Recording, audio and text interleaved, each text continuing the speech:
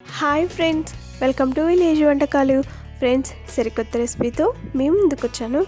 ఇవాళ simple and tasty recipe వచ్చేసి new breakfast recipe. ఈ బ్రేక్ఫాస్ట్ రెడీ చేసుకోవడం చాలా సింపుల్ అండి. అన్ని ఇంట్లో ఉన్న వాటితోటే చాలా రుచికరంగా టేస్టీగా బ్రేక్ఫాస్ట్ని ఈజీగా రెడీ చేసుకోవచ్చు. ఇందులోకి కాంబినేషన్గా చట్నీని కూడా చూపించబోతున్నానండి. ఇక లేట్ చేయకుండా ప్రాసెస్లోకి వెళ్దాము. చట్నీని చూపించబోతున్నాను. స్టవ్ పైన ఒక ఫ్రై ప్యాన్ పెట్టుకొని అందులో చిన్న కప్తో 1 కప్పు వరకు పల్లీలను వేసుకొని పల్లీలు పచ్చివాసన పోయేంత వరకు కొద్దిసేపు వేయించుకోవాలి. పల్లీలు కొద్దిసేపు వేగిన తర్వాత పైన పొట్టు పగులుగా వస్తుందండి. అలా వచ్చేంత వరకు పల్లీలను వేయించుకోవాలి. ఇలా వేయించుకున్న పల్లీలని ఒక ప్లేట్లోకి తీసుకోవాలి. అదే ప్యాన్ని స్టవ్ పైన పెట్టుకొని 2 స్పూన్ల వరకు ఆయిల్ పోయాలి. ఆయిల్ వేడిన తర్వాత 1 స్పూన్ వరకు పచ్చి మినపప్పు వేసుకోవాలి. మీ దగ్గర పప్పు లేకపోతే మినపగుండ్లు అయినా వేసుకోవచ్చు. అలాగే 1/2 టీ స్పూన్ వరకు జీలకర్ర, ఒక 3-4 ఎండుమిర్చిని కట్ చేసి వేసుకోవాలి. ఇప్పుడు ఈ పప్పు ఎండుమిర్చి పచ్చివాసన పోయేంత వరకు కొద్దిసేపు ఫ్రై చేసుకోవాలి. ఇవి కొంచెం ఇలా ఫ్రై అయిన తర్వాత ఒక రెమ్మ కరివేపాకు, 2 లేదా 3 వెల్లుల్లి రెబ్బలు పొట్టు తీసి వేసుకోండి. ఇప్పుడు ఈ కరివేపాకు వెల్లుల్లి బాగా ఫ్రై చేసుకోవాలి. కరివేపాకు క్రిస్పీగా అయిన తర్వాత సన్నగా తరిగిన ఉల్లిపాయ ముక్కలు వేసుకోవాలి. మీడియం సైజు ఒక ఉల్లిపాయని ఈ విధంగా ముక్కలుగా తరిగి వేసుకోండి. ఉల్లిపాయ పచ్చివాసన పోయేంత వరకు కొద్దిసేపు ఫ్రై చేసుకోవాలి. ఉల్లిపాయ కొంచెం ఫ్రై అయిన తర్వాత ఇందులో కొంచెం చింతపండు వేసుకోండి. మరి ఎక్కువగా కాదు, కొంచెం వేసుకోండి. నేను తీసుకునే అన్నీ కూడా తక్కువ ఇంగ్రీడియంట్సే కాబట్టి ఇలా కొంచెం చింతపండుని అయితే వేస్తున్నాను. ఇవన్నీ బాగా ఫ్రై అయిన తర్వాత స్టవ్ ఆఫ్ చేసి వీటిని పూర్తిగా చల్లారనివ్వాలి. ఇవి చల్లారే లోపల బ్రేక్ఫాస్ట్లోకి పిండిని కలిపెట్టుకోవాలి. దానికోసమని వేరొక బౌల్ని తీసుకొని అందులో 1 కప్పు వరకు రవ్వ వేసుకోవాలి. బొంబాయి రవ్వ, సూజీ అంటాం కదా. ఇందులో 1 కప్పు వరకు వాటర్ పోయాలి. రవ్వని ఎంత మోతాదులో తీసుకుంటామో వాటర్ని అంత మోతాదులో పోసి ఒకసారి బాగా కలుపుకోవాలి. ఈ రవ్వని కొద్దిసేపు నానబెట్టుకోవాలి. తర్వాత వేరొక ప్లేట్ తీసుకొని అందులో ఏ కప్తోనైతే రవ్వ తీసుకున్నామో అదే కప్తో 2 కప్పుల వరకు మురుమురాలు, బొరుగులు అంటాం కదా, దాన్ని 2 కప్పుల వరకు తీసుకున్నాను. అలాగే అదే కప్తో 1/2 కప్పు వరకు పెరుగు వేసుకోవాలి. పెరుగు కొంచెం పులిసిందైతే బ్రేక్ఫాస్ట్ చాలా బాగుంటుందండి. పెరుగు వేసిన తర్వాత మనం వేసుకున్న పెరుగు ఈ బొరుగులకు పట్టేలాగా ఒకసారి బాగా కలుపుకోవాలి. ఇలా కలిపెట్టుకోవడం ద్వారా పెరుగులో బొరుగులు అనేవి చక్కగా నానిపోతాయి. పెరుగులో కొద్దిసేపు నానబెట్టుకోవాలి. ఒక 5 నిమిషాల పాటు నానబెట్టుకుంటే సరిపోతుంది. ఈలోగా మనం ఇప్పుడు ఒక మిక్సీ జార్ని తీసుకొని ముందుగా వేయించి పెట్టుకున్న ఎండుమిర్చి, ఉల్లిపాయ ముక్కలు వేసుకొని అందులో కొంచెం రాళ్ళుప్పు వేసుకొని మిక్సీపై మూత పెట్టి ఒకసారి మిక్సీ పట్టుకోండి.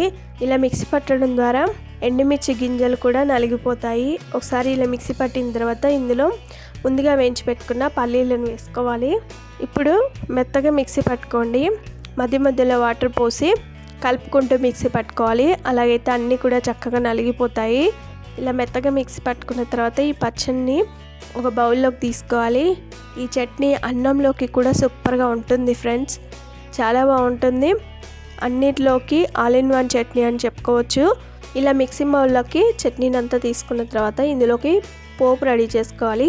స్టవ్ పైన ఒక చిన్న పోపు ప్యాన్ పెట్టుకొని అందులో 2 స్పూన్ల వరకు ఆయిల్ పోయాలి. ఆయిల్ వేడిన తర్వాత 1/2 టీ స్పూన్ వరకు జీలకర్ర, 1/2 టీ స్పూన్ వరకు ఆవాలు వేయాలి. అలాగే ఒక 1/2 టీ స్పూన్ వరకు పచ్చిమినపప్పు వేసుకోండి. ఇవి చిటపటలాడేటప్పుడు ఇందులో 4-5 రెమ్మల కరివేపాకు వేసుకోవాలి.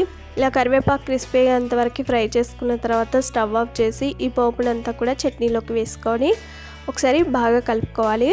చూసారు కదా, ఇలా పోపునంతా కూడా చట్నీలో వేసి బాగా కలిపిన తర్వాత చట్నీ ఎంత కలర్ఫుల్గా రెడీ అయిపోయిందో. ఈ చట్నీ ఇడ్లీ, దోశ ఎందులోకైనా కూడా అదిరిపోతుందండి. అన్నంలో వేసుకొని తిన్నా సరే చాలా బాగుంటుంది. ఇప్పుడు ఈ చట్నీని పక్కన పెట్టేసి ఒక మిక్సీ జార్ని తీసుకొని ముందుగా పెరుగులో నానబెట్టిన బొరుగులని మిక్సీలోకి వేసుకోవాలి. పెరుగుతో సహా మొత్తం బొరుగులన్నిటిని ఇలా మిక్సీలోకి తీసుకోండి.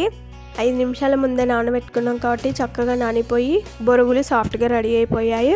ఇలా బొరుగులన్నిటిని కూడా మిక్సీలోకి తీసుకున్న తర్వాత ఇందులో 1/2 టీ స్పూన్ వరకు సాల్ట్ వేయాలి. మిక్సీపై మూత పెట్టి ఒకసారి మిక్సీ పట్టుకోండి.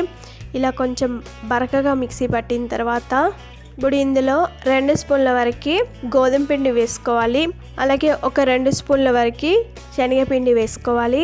మిక్సీపై మూత పెట్టి మరలా ఒకసారి మిక్సీ పట్టుకోవాలి. తర్వాత ముందుగా నానబెట్టిన రవ్వను కూడా వేసుకొని రవ్వను వేసిన తర్వాత 1 కప్పు వాటర్ పోసి ఒకసారి బాగా కలుపుకొని మిక్సీపై మూత పెట్టి మెత్తగా మిక్సీ పట్టుకోవాలి. మనకి దోశకి పిండిని ఏ విధంగా మిక్సీ పట్టుకుంటామో ఆ కన్సిస్టెన్సీలో వచ్చేలాగా చూసుకుంటూ కొన్ని వాటర్ని యాడ్ చేసుకుంటూ మిక్సీ పట్టుకోవాలి. ఇలా మిక్సీ పట్టుకునే ఈ బ్యాటర్ని అంతా కూడా మిక్సింగ్ బౌల్లోకి తీసుకోవాలి. చూసారు కదా, పిండి కన్సిస్టెన్సీ ఈ విధంగా వచ్చేలాగా మిక్సీ పట్టుకోండి.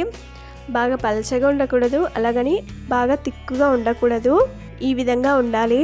పిండిని ఈ విధంగా మిక్సీ పట్టిన తర్వాత చూడండి ఫ్రెండ్స్, కన్సిస్టెన్సీ ఈ విధంగా ఉండాలి. ఇందులో ఒక 1/2 టీ స్పూన్ వరకు వంట సోడా వేసుకోవాలి. బేకింగ్ సోడా, వంట సోడా అంటాం కదా, దాన్ని ఒక 1/2 టీ స్పూన్ వరకు వేసుకోండి. మనం అప్పటికప్పుడు ఈ బ్రేక్ఫాస్ట్ రెడీ చేసుకుంటున్నాం కాబట్టి వంట సోడాని ఇలా కొంచెం యాడ్ చేసుకోవాలి. ఒకవేళ పిండిని పులుసు పెట్టి చేసినట్లయితే వంట సోడా అవసరం ఉండదండి. స్టవ్ పైన ఒక దోశ ప్యాన్ని బాగా వేడి చేసుకోవాలి. అది వేడిన తర్వాత 1 గరిట లేదా 2 గరిటెల పిండిని ఇలా ప్యాన్ పై వేసి ఇలా పల్చగా స్ప్రెడ్ చేసుకోవాలి. ఇలా పల్చని దోశలాగా రెడీ చేసుకొని స్టవ్ని మీడియం టు లో ఫ్లేమ్లో పెట్టుకొని ఫ్రై చేసుకోవాలి. ఒక సైడ్ కాలి మనకి పైన ఇలా కలర్ వస్తుందండి. ఇలా కలర్ వచ్చేంత వరకు ఫ్రై చేసుకున్న తర్వాత గరిటెతో ఒకసారి ఇలా తీసుకొని ఫోల్డ్ చేసుకోవడమే. చూడండి దోశ ఎంత క్రిస్పీగా కలర్ఫుల్గా వచ్చిందో. ఇలా రాగానే ఫోల్డ్ చేసి ప్లేట్లోకి తీసుకోవాలి. తర్వాత ఇంకొకటి రెడీ చేసి చూపిస్తాను. టిష్యూ పేపర్తో ప్యాన్ని తుడుచుకున్న తర్వాత పిండిని మరలా ఒకసారి బాగా కలుపుకొని 1 లేదా 2 గరిటెల పిండిని ప్యాన్ పైన వేసి ఇలా కొంచెం పల్చగా స్ప్రెడ్ చేసుకోండి. స్టవ్ని సిమ్ టు మీడియం ఫ్లేమ్లో పెట్టుకొని ఇలా కొంచెం ఆయిల్ దోశ పైన వేసుకోవాలి. దోశ ఇలా ఒక సైడ్ కాలిన తర్వాత చూడండి ఫ్రెండ్స్, మనకి ఇలా కలర్ వస్తూ ఉంటుంది, మనకి కలర్ కనిపిస్తూనే ఉంటుంది.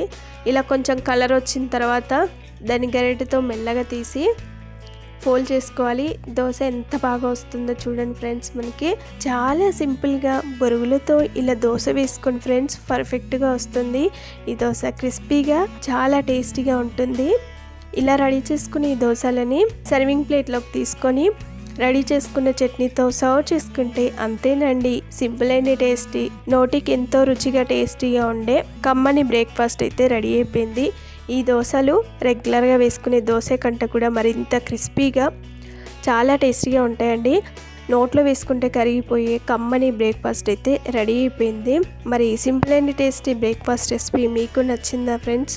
లేట్ చేయకుండా ఒక లైక్ చేయండి, ఫ్రెండ్స్కి కానీ రిలేటివ్స్ కానీ షేర్ చేయండి. మీరు తప్పక ట్రై చేసి మీకు ఎలా వచ్చింది, టేస్ట్ ఎలా ఉందనేది కామెంట్ చేయండి. Thanks for watching. Bye bye.